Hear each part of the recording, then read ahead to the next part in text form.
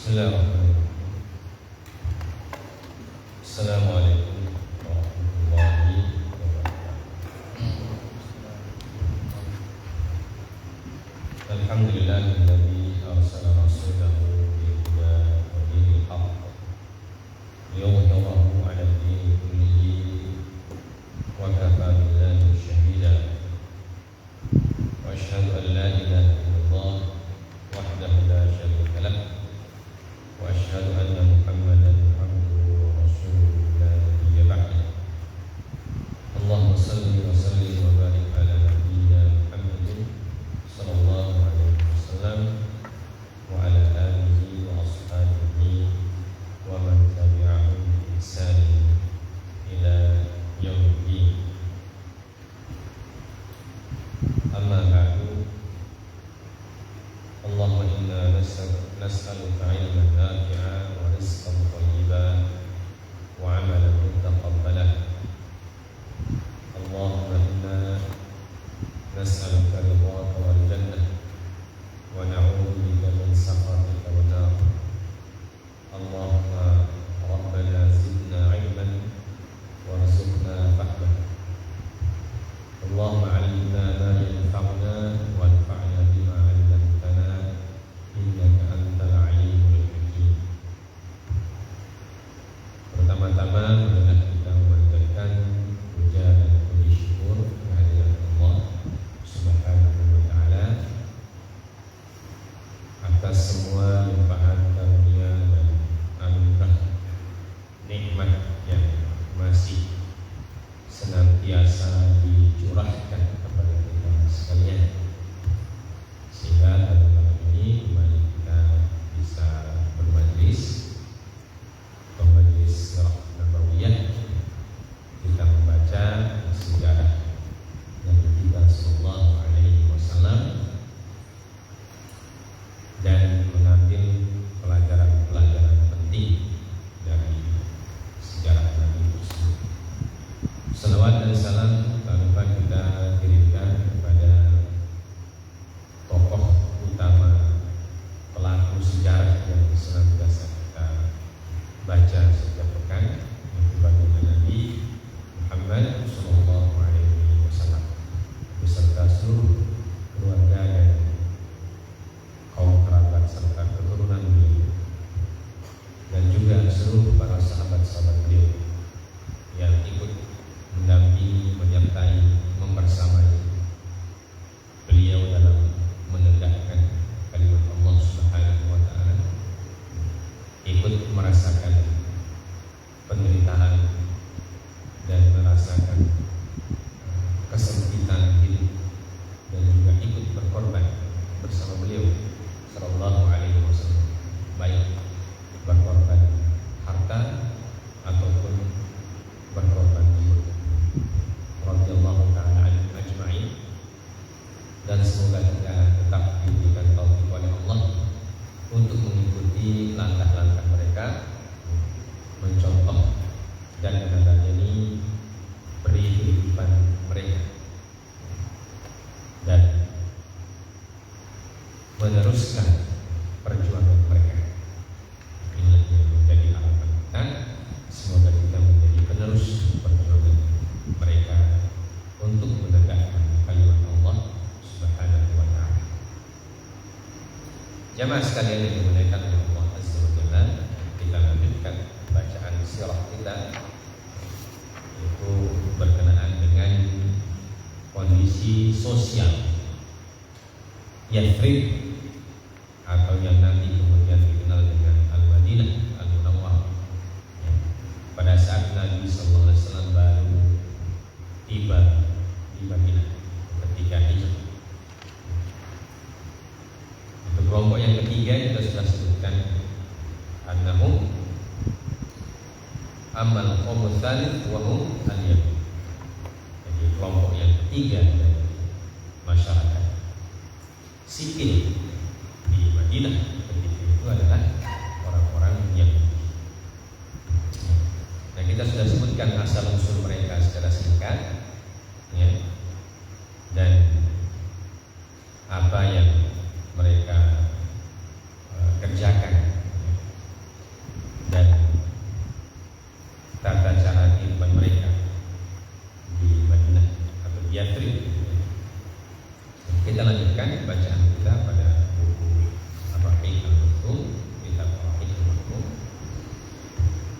Qala al-mu'allif rahimahullah, berkata mu'allif penulis buku Ar-Rahiq al-Mahfuz, wa kanu ashaba basais wa mu'amarat wa udwin wa fasad yulquna al-adawata wa syahna'a baina al-qabaili al-arabiyyati al-mujawirati wa yudruna ba'daha ala ba'din bikaydin khafiyyin lam takun tash'uruhu tilkal qabail fala tazalu fi hurubin daniyatin mutawasilatin wala tazalu anamilul yahudi tu'ajjiju niranaha kullama ra'atha tuqaribul khumuda wal intifa. Wa ba'da hadha at-tahrid wal idra'i kan yaqiluna ala janibin yarawna sajidina ya'buduna ala janibin yarawna sajidina ma yaqulu bihamlahi al-arab. Na'am, kanu yuzawidunahum bi qururin thaqilatin ribawiyyatin hatta la yahjumu 'anil harbi li'usri nafaqah. Wa bihadzal 'amali kanu yahsuluna 'ala manfa'atayn, kanu yatahaffazuna 'ala kiyanihim al-yahudi wa yunfiquna suqa riba liyahmuluhu adha'afan mudha'afatan wa yaksabu tharawatun qailatan. Dan mereka orang Yahudi itu ashabul basas, ya, adalah pelaku konspirasi, muamarat dan makar. Pelaku apa? Dasaris itu pecah belah, ya. Pelaku pemecah belah, ya. Wa udwin wa fasad, dan mereka juga adalah pelaku kerusakan. Mereka menanamkan permusuhan dan kebencian antara kabilah-kabilah Arab yang bertetangga.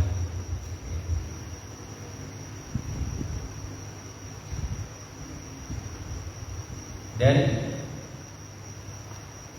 merayu sebagian atas sebagian yang lain dengan tipu daya yang tersembunyi, yang tidak disadari oleh kabilah-kabilah tersebut. Maka terjadilah perang yang terus menerus dan silih berganti.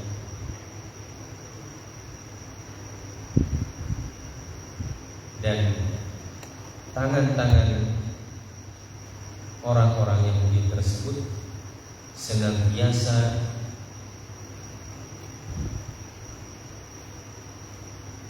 meniupkan api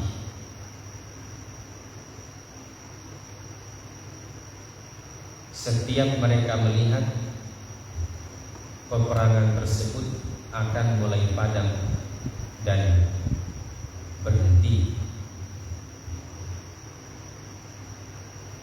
Setelah mereka mengadu domba dan menipu orang-orang Arab tersebut sehingga mereka berperang, maka kemudian mereka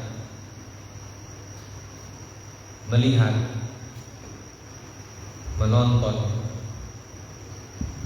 dan duduk-duduk saja memperhatikan apa yang terjadi di antara kabilah-kabilah Arab tersebut. Jadi ini ya, yang dilakukan oleh orang-orang Yahudi di Yathrib ketika itu. Jadi seperti kita ketahui bahwa mereka ini orang pendatang dan ingin menjaga keberadaan mereka di kota Yathrib. sehingga mereka melakukan apa saja. Dan mereka berusaha supaya mereka bisa menguasai pekerjaan Krip itu dengan cara apa? Dengan cara menumbuhkan bibit-bibit kebencian antara orang-orang Arab yang hidup berdampingan antara Aus dan Khazraj, kemudian kabilah-kabilah yang lain yang ada di kota Madinah. Ada kabilah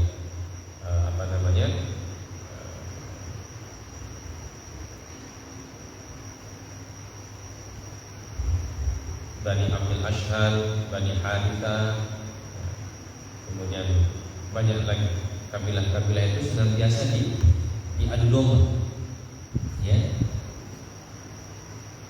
Sehingga orang-orang Arab tersebut tidak sadar bahwa mereka ini sedang diadu domba oleh orang-orang Yahudi. Maka terjadilah peperangan di antara mereka yang sangat-sangat lama, berlangsung bertahun-tahun, bahkan mungkin ratusan tahun.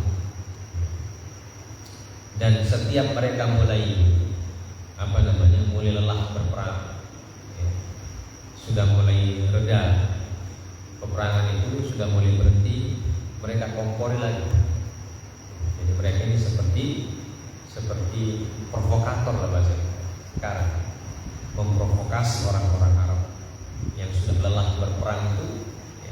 Mereka kasih apa? Kanu yuzawidunahum biqurudin thaqilah. Karena perang itu kan membutuhkan biaya dan seterusnya. Jadi kalau sudah ada salah satu pihak yang sudah mulai kelihatan kehabisan dia punya modal untuk perang, maka orang-orang Yahudi ini memberikan mereka bantuan, ya, bantuan dalam bentuk hutang. Dan hutang itu digunakan oleh kabilah-kabilah tersebut untuk modal perang lagi. Dan selain mereka terus berperang, kemudian diberikan modal, nah modal itu dikasih bunga ribawi, dikasih bunga, sehingga orang berperang itu kemudian tidak bisa membayar hutang, karena mereka kan tidak bisa kerja. Sudah perang terus, hutang tambah banyak, jadi lama-lama binasa sendiri.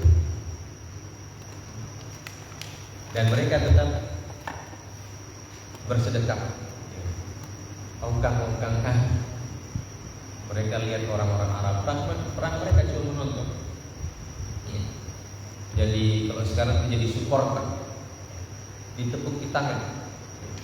Mereka bertepuk tangan melihat orang-orang perang Arab saling berperang, saling membunuh. Kalau sudah ada pihak yang lemah, mereka suntik lagi dengan dana, perang lagi, perang. Nah, sementara itulah makanya orang Arab itu disebut ummi. Mereka tidak sadar apa yang mereka lakukan itu. Padahal mereka tidak sesama saudara. Nah, jadi mereka diberikan dana perang, kemudian dana perang itu kalau dikembalikan dikasih bunga di bawah, sehingga mereka mendapatkan dua manfaat sekaligus. Pertama, yatahaffazuna ala diyanihim al-yahudi. Manfaat mereka pertama itu adalah dengan berperangnya orang Arab itu, mereka semakin kokoh kedudukannya, dan semakin banyak hartanya.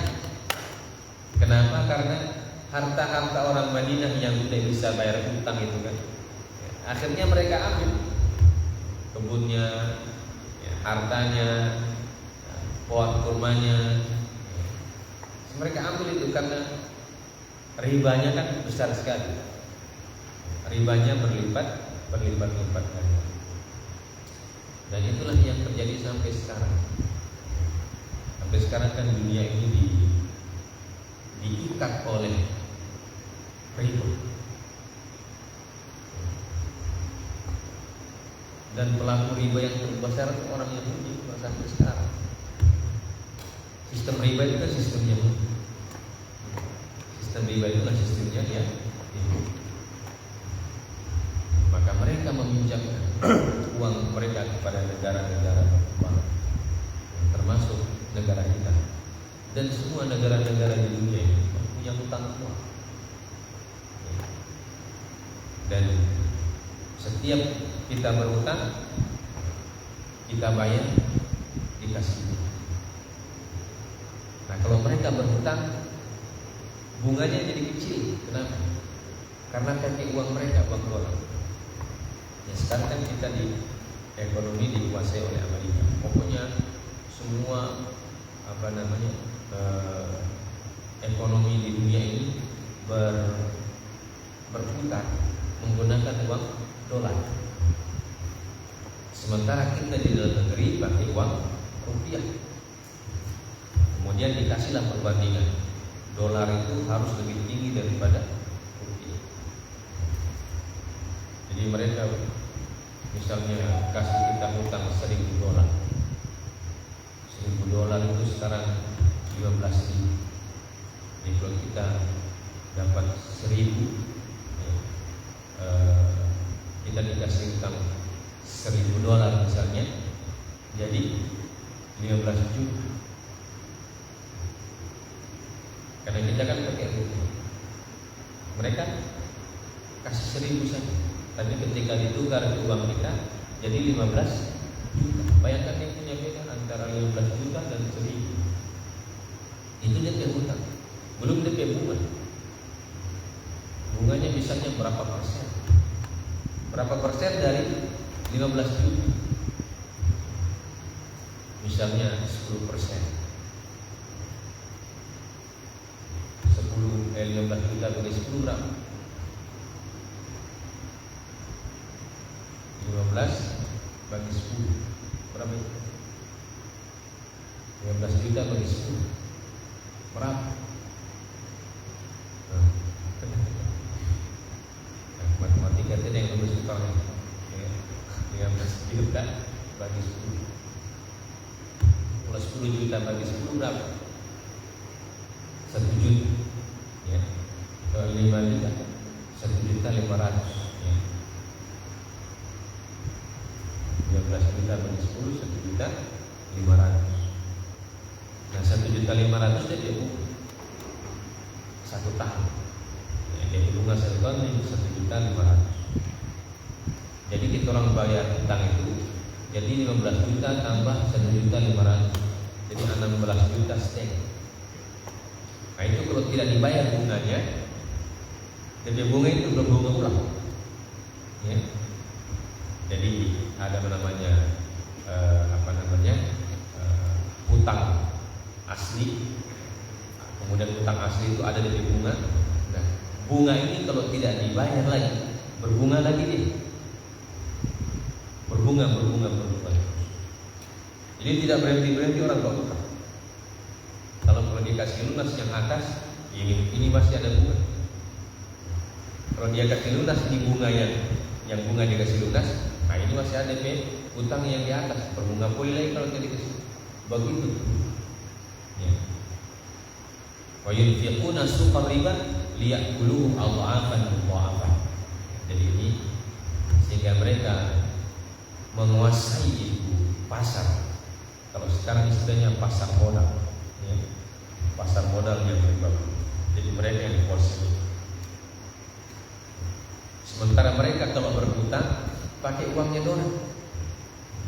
Misalnya kalau mereka beli kepada kita hasil bumi, orang beli dengan dolar. Orang beli dengan dolar. Ini karena itu uang mereka.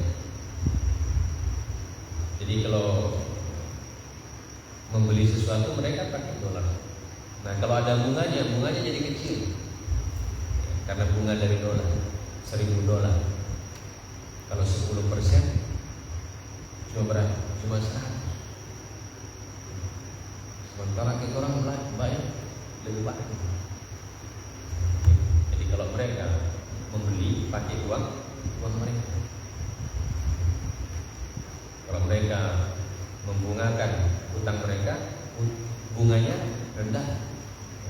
Kalau kita yang berutang sama orang, bunganya jadi tinggi. Begitu. Nah, ini manfaat untuk mereka itu keuntungannya. Jadi mereka bisa menjaga eksistensi keadaan mereka di Yathrib. Yang kedua, mereka kuasai pasar. Mereka menguasai pasar. Bagaimana caranya menguasai pasar? Mereka kasih orang modal.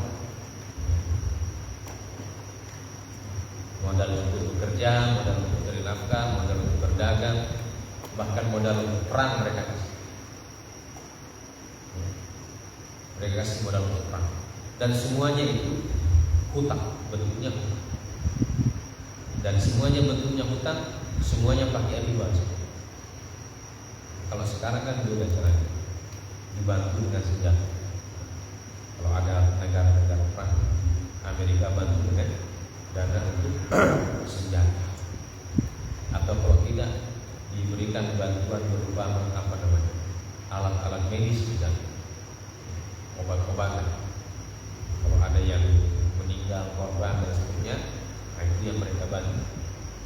Kelihatannya manusiawi sekali, padahal itu hutang. Mereka hutangin. Nah, kalau tidak bisa dibayar, mereka minta kita orang punya apa? Kita orang punya kekayaan alam. Jadi boleh tidak bayar. Yang penting kau emas, kita orang yang ambil. Kita ambil kau emas yang ada di pulau ini, misalnya. Kekayaan alam, emas, perak, nikel, apalagi biji besi, tambang. Enggak apa-apa, kamu enggak usah bayar hutang. Kita orang kasih bebas kamu dari hutang, yang penting itu pulau itu kita orang yang kelola. Jadi mereka kelola pulaunya itu, di situ ada emas, apa nikel, apa biji besi, tembaga, apa semua orang ambil semua. Orang ambil semua, orang bawa ke negara mereka. Sementara kita orang tidak ada apa-apa. Kenapa? Karena kita orang sudah dilunasi hutang. Jadi ketika dilunasi hutang kita oleh mereka, tapi mereka tidak mau. Justru mereka yang mereka dapat dari kekayaan alam kita itu jauh lebih banyak daripada hutang yang kita punya tambah di bumi. Akhirnya karena kita orang tidak punya modal, karena kita orang kekayaan alam itu mereka ambil, tidak punya modal hidup, akhirnya apa, hutang lagi. Akhirnya kita berhutang lagi sama dolar. Jadi kalau kamu berhutang lagi boleh, ya. Tapi DP bunga begini. Nah begitu boleh. Nanti kalau bunganya tidak bisa lagi dibayar, hutangnya tidak bisa dibayar, ya sudah. Kita anggap lunas kamu punya hutang lagi, tapi pulau yang satu lagi, atau kekayaan alam yang satu lagi itu punya. Kita yang olah. DP pulau kamu punya, tapi DP hasil orang yang olah. Begitu terus. Nah begitulah orang yang di Madinah itu. Ya. Bilang tak apa-apa kalian tidak bisa bayar. Kau punya apa? Kebun kurma, itu orang yang olah DP hasil. Maka mereka menjadi apa yang disebut dengan mereka jadi pengekspor tamar, ya. Pengekspor tamar yang sukses. Bayangkan kurma Madinah itu zaman dahulu. Kurma Madinah itu dikenal dengan kurma yang kualitasnya sangat tinggi. Dan orang Madinah cuma bertani. Begitu berhasil, yang PT orang-orang Yahudi yang PT. Dan orang yang kedua. Kenapa? Karena orang Arab berutang sama orang. Jadi mereka yang ambil hasil panennya itu, setiap hasil panen yang mereka ambil, dan mereka lah yang dapat keuntungan. Jadi mereka tidak ada modal bertanam, tidak ada modal memelihara, tidak ada modal apa, cuma bapenda saja. Nah, karena orang Arab tidak dapat melunasi hutangnya, lama-lama hutangnya tambah besar, Dibilang kalau begitu kau punya kebun, kasih sama kita orang semua saja. Ya. Kalau tadi cuma PT DP buah, cuma buahnya mereka ambil, belum diambil dari punya pohon. Baiklah. Lama-lama bilang kalau gitu DP pohon kita orang punya semua. DP kebun kau punya, DP pohon kurma kita orang punya. Dan lama-lama kalau itu DP kebun juga kita orang punya. Akhirnya diambil semua. Nah begitulah itu. Nah itu riba. Dan sampai sekarang begitu. Tapi kalau sekarang kan lebih modern yang diambil emas, barang tambang. Kalau dulu cuma kebun kurma. Kalau sekarang yang orang ambil apa sih? Emas, perak, tembaga, nikel, pokoknya semua yang ada di dalam tanah itu ambil saja. Dan kalau mereka mengambil itu, orang tidak kasih orang lain bang. Mereka tidak kasih orang lain bang.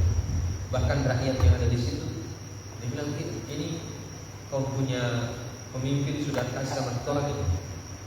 Jadi kamu tidak berhak lagi di sini ada. Ini bicara. Makanya rakyat yang menambang di sekitar situ, habis dia punya mata pencaharian. Bukan orang punya. Pemerintah suka sama orang lain. Itu bicara. Dan inilah kehidupan di bawah. Dan ini melanda seluruh dunia, terutama negeri-negeri kaum muslimin. Negeri-negeri Arab juga begitu. Negeri Arab itu diambil dari gas alam, dari minyak. Jadi mereka tidak bisa berbuat seenaknya dengan minyak sendiri. Jadi yang menentukan harga itu bukan pemilik minyak yang menentukan harga. Orang lain yang menentukan harga. Dan pemilik minyak tergantung sama orang yang menentukan harga. Akhirnya apa yang terjadi? Boleh kita kasih harga tinggi kau punya minyak, tetapi dengan catatan begini. Terpaksa diikuti. Karena kalau tidak begitu, mereka tidak beli minyak. Kalau tidak dibeli minyak berarti jatuh miskin itu negara. Kalau tidak ada yang beli minyak. Kan orang DP hasil hidup cuma dari minyak itu.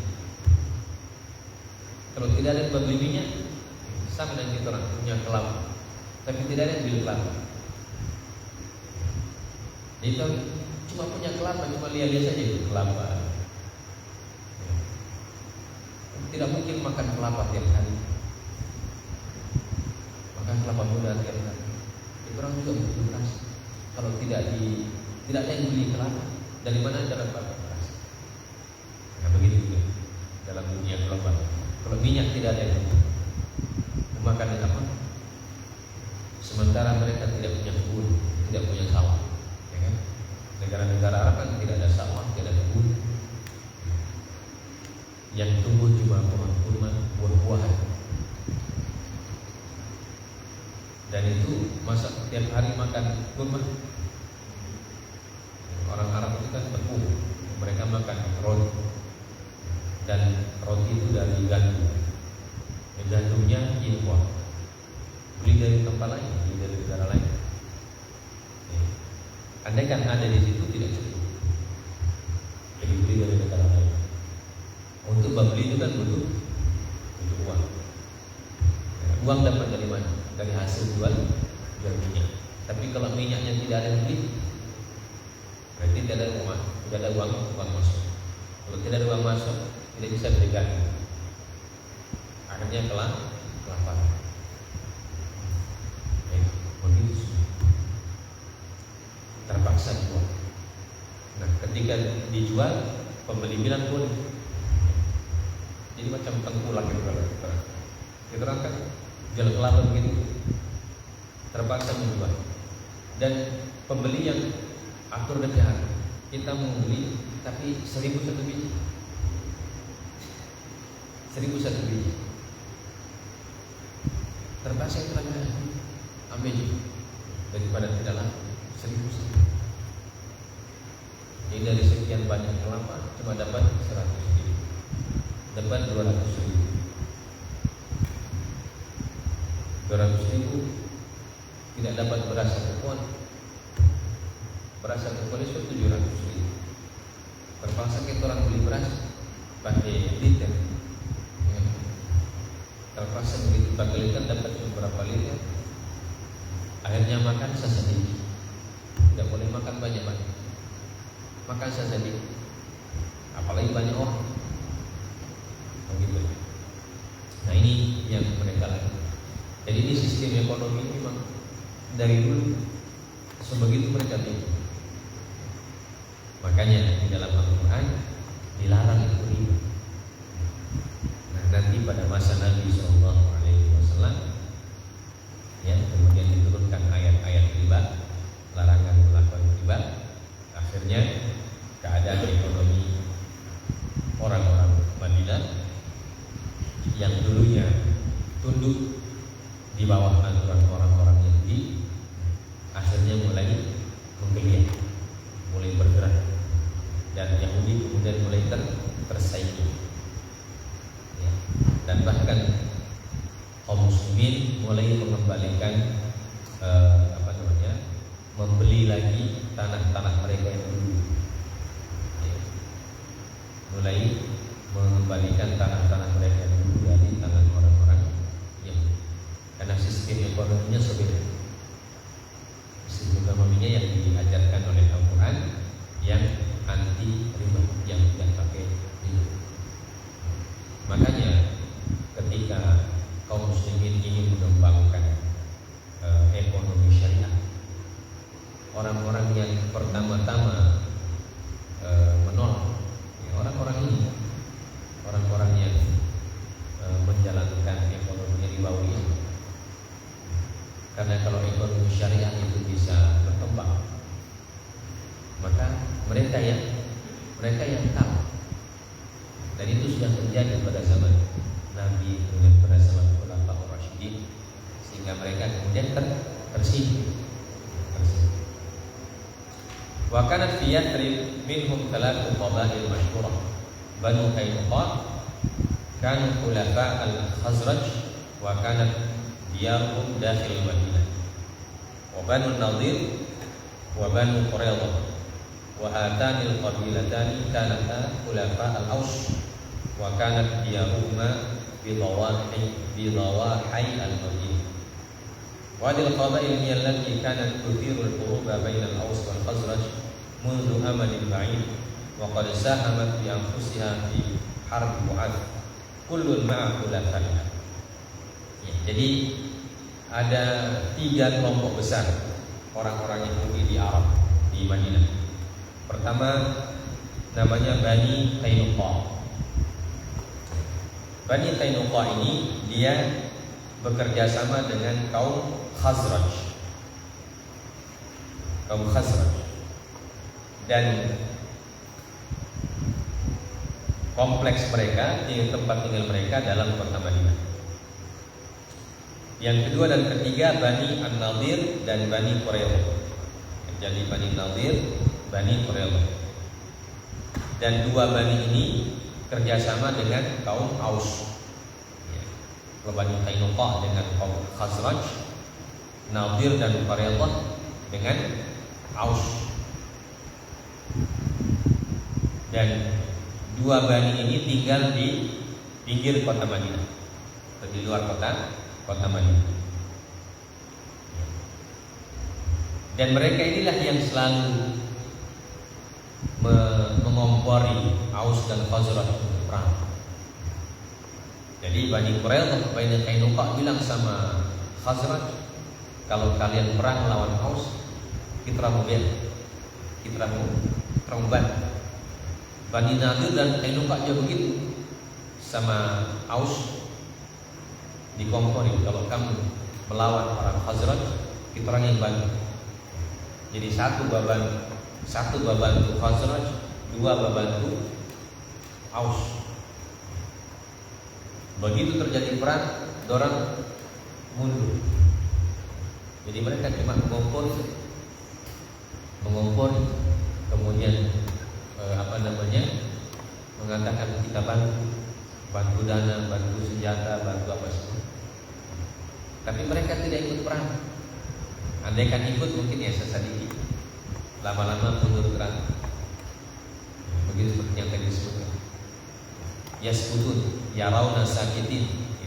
Mereka menonton sambil diam saja. Jadi kalau sudah terjadi perang, sudah mulai perang, orang mundur sesedikit. Kemudian melihat dari belakang sambil menunggu informasi. Kalau perang ini sudah mau selesai atau tidak, masih lama atau tidak, begitu seterusnya. Wa hadhil qabail hiya allati kanat tuthiru al-hurub bain al-Aws wal Khazraj mundu amalil baik. Dan kabilah-kabilah inilah yang selalu mengompori terjadinya perang antara Aus dan Khazraj sejak zaman dahulu kala. Dan mereka juga yang menjadi provokator terjadinya perang Bu'ath. Terjadinya perang Bu'ath. Perang Bu'ath itu perang antara Aus dan Khazraj. Perang yang sangat besar, menelan korban sangat banyak sekali. Kullun ma'a khulafai. Jadi masing-masing mereka ini membantu temannya. Membantu katanya, membantu temannya. Tawataban kaidal yahuda lam yakun yurja minhum an yanzuru ila al-islam illa bi'ainil bughdi wal ihqadi. Fa rasul lam yakun min jinsin hatta liyasbuna ja'shu asabiyatihim al-jinsiyah allati kanat mutaghallibatan ala nafsiyatihim wa aqliyatihim. Thumma da'watul Islam lam takun illa da'watan salihatan tu'allif bainal ashtati qulub. Karena itulah orang-orang Yahudi ketika melihat Rasulullah SAW datang hijrah ke Madinah, maka mereka melihat dengan penuh kebencian dan dengki. Kenapa? Karena mereka sadari Rasul Sallallahu Alaihi Wasallam ini bukan orang seperti orang Aus dan Khazraj yang mudah ditipu, yang mudah ditipu oleh strategi mereka, oleh bujuk rayu mereka. Tapi Rasul ini orang yang berbeda, orang yang membawa suatu misi yang berbeda, sehingga orang-orang yang ini kemudian merasa iri dan dengki. Seperti kita sudah sebutkan lalu, bahwa mereka merasa terancam, karena kalau Aus ini dan Khazraj ini bersatu, tidak perang lagi, tidak ada yang mereka bisa operasi. Dan kalau tidak perang lagi, maka tidak ada yang berutang lagi sama mereka. Karena salah satu penyebab utangnya Aus dan Khazraj adalah dana untuk perang. Jadi kalau perangnya sudah tidak ada, otomatis tidak ada lagi yang berutang. Kalau tidak ada lagi yang berutang sama mereka, maka mereka tidak bisa lagi mendapatkan keuntungan. Karena tidak ada lagi yang makan riba dari apa yang mereka pinjamkan. Makanya itulah yang menyebabkan mereka benci kepada Rasulullah SAW, dan kebencian itu mengalahkan akal mereka. Jadi mereka sudah tidak berpikir dengan jernih lagi. Padahal mereka tahu, seperti kisah nanti kita sebutkan kisahnya, bagaimana Huyai bin Akhtab itu melihat Nabi ketika baru hijrah, baru sampai di Madinah. Dia lihat Nabi dan dia langsung yakin itu adalah Nabi yang disebutkan. Dia ciri-ciri sama. Tapi karena yang tadi ini, karena sudah merasa terancam mereka punya kedudukan, maka akal jernih mereka itu dikalahkan oleh kebencian. Kemudian penyebab yang kedua, kenapa mereka tidak suka sama Islam? Karena Islam itu dakwahnya adalah dakwah menyatukan hati, menyatukan orang, dakwah persatuan, bukan dakwah memecah belah. Nah, jadi itu yang mereka tidak suka. Kalau bersatu semua orang Arab, ya mereka sadar kita orang ini pendatang. Kalau orang Arab yang penduduk asli ini bersatu semua, kita orang yang terancam. Ya. Karena kita ini bagaimanapun pendatang, walaupun sudah lama, tapi tetap sebagai pendatang. Karena mereka juga tidak mau berbaur, seperti yang juga sudah sebutkan sebelumnya. Mereka tidak mau berbaur, ya mereka inklusif, ya. Mereka dengan kaumnya sendiri, ya. Mereka dengan kehidupannya sendiri, tidak mau berbaur. Sehingga ketika mereka sendiri Nabi Muhammad SAW datang untuk menyatukan semua kaum muslimin, ya, dan kaum muslimin itu dari semua kabilah, ada Aus, ada Khazraj, dan ada yang kabilah-kabilah yang lain, Bani Salim, Bani Sa'ad, dan semuanya itu, ya mereka sadar kalau mereka ini semua bersatu, tidak ada yang bisa dikompori lagi, ya, tidak ada yang bisa diprovokasi lagi. Maka mereka tahu kalau mereka menyerang kita, maka kita yang kalahnya. Ya, sehingga mereka kemudian tudfi'u naral adawati wal baghdha, ya. Wa tad'u ila iltizamil amanati fi syu'un.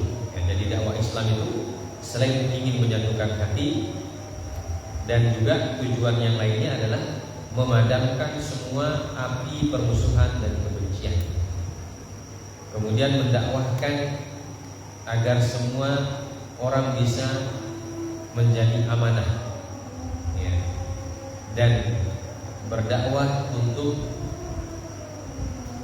semua kaum muslimin memakan makanan yang halal, dari harta-harta yang halal, dari mata pencaharian yang halal, yang tidak ada riba dan sebagainya. Jadi maka mereka bertambah benci dengan Islam, ya, karena Islam mengharamkan riba. Jadi kalau mengharamkan riba berarti mereka tidak bisa lagi ambil untung dari riba, karena Islam sudah mengharamkan. Dan kaum muslimin tentu tidak mau berhutang pakai riba lagi, ya, karena sudah diharamkan oleh agama. Wa ma'na kullu dzalika anna qabail Yathrib al-Arabiyyah satata'allaqu fima bainaha wa hina idin la budda min an tufita min bara'il yahud. Sehingga kalau semua itu dilaksanakan oleh kaum muslimin dari penduduk Arab, maka mereka akan bersatu. Dan kalau mereka bersatu, maka mereka akan lepas dari kekuasaan orang-orang Yahudi, yaitu yang mereka tidak mau. Fayafshalu nasyatahu at-tijari wa yuhramu amwalu riba allati kanat taduru alaihi raha tarawati bal rubbama yahtamilu an tatatayyada tilka al-qabail fatadkhulu fi hisabi al-amwal ar-ribawiyyah allati akhadha al-yahud fataqumu bi irja'i ardiha wa hawaitiha allati adha'atha ila al-yahudi bi ta'diyat riba. Maka kalau orang-orang Arab itu bersatu, ya, maka kemungkinan besar perdagangan mereka juga akan terganggu. Jadi perniagaan mereka terganggu. Kenapa? Karena kaum muslimin sudah membuka pasar baru itu, ya, membuka pasar baru dengan sistem yang baru. Karena itu Rasulullah SAW menumbuhkan membangun kehidupan ekonomi kaum muslimin, ya, secara mandiri, ya, tidak bergantung kepada orang Yahudi, dengan sistem yang syar'i yang tidak pakai riba, ya. Sehingga pasar kaum muslimin tumbuh, dan ini akan hancur. Sehingga mereka yuhramu amwal riba alladzi kanat taduru alaihi raha tarwati. Maka mereka tidak akan mendapatkan lagi keuntungan riba yang memang menjadi pola kehidupan mereka, dan menjadi sumber harta mereka itu dari harta riba. Bahkan mereka sadar orang-orang Arab ini lama-lama akan bangun dari tidur, ya, bangun dari tidurnya dan akan meminta kembali kebun-kebun mereka yang diambil dengan cara riba itu. Nah, itu yang mereka khawatirkan, ya. Dan itulah yang terjadi, ya. Sedikit demi sedikit Rasulullah SAW bisa membangun ekonomi umat, ekonomi kaum muslimin, sehingga kaum Aus dan Khazraj yang tadinya tergantung kepada hutang yang diberikan oleh orang-orang Yahudi, ya, akhirnya lama-lama bisa mandiri, ya, bersama kaum Muhajirin, bersama kaum muslimin yang lain. Mereka membuat sistem ekonomi yang sesuai dengan syariat Allah, ya. Jadi mereka menjadi mandiri dan mereka kemudian semakin lama semakin besar. Akhirnya orang-orang Yahudi ini mulai tersingkir, dan ketika mereka mulai tersingkir, mereka tidak tinggal diam. Mereka mencoba terus-menerus untuk mengganggu kaum muslim. Ya. Nah, sampai sini dulu karena sudah sholat isya. Insyaallah kita lanjutkan pekan depan masih tentang kondisi kaum muslimin berhadapan dengan orang-orang Yahudi. Nanti kita sebutkan, kita baca apa yang disebutkan oleh Ibnu Ishaq dalam kitab tarikh yang menyesatkan pada kita. Kita tutup. Subhanallah wa bihamdihi, asyhadu an la ilaha illa anta, astaghfiruka wa atubu ilaik. Wassallallahu